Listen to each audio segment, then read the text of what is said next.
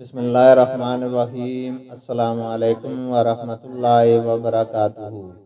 حدیث نبوی صلی اللہ علیہ وسلم ہے، ایک یہودی نے ان سے کہا، اے امیر المومنین، تمہاری کتاب قرآن میں ایک آیت ہے جسے تم پڑھتے ہو، اگر وہ ہم یہودیوں پر نازل ہوتی تو ہم اس کے نزول کے دن کو یوم عید بنا لیتے۔ آپ نے پوچھا، وہ کون سی آیت ہے؟ اس نے جواب دیا، سورۃ المائدہ کی یہ آیت کہ آج میں نے تمہارے دین کو مکمل کر دیا اور اپنی نعمت تم پر تمام کر دی اور تمہارے لیے دین اسلام پسند کیا۔ عمر رضی اللہ تعالیٰ عنہ نے فرمایا کہ ہم اس دن اور اس مقام کو خوب جانتے ہیں۔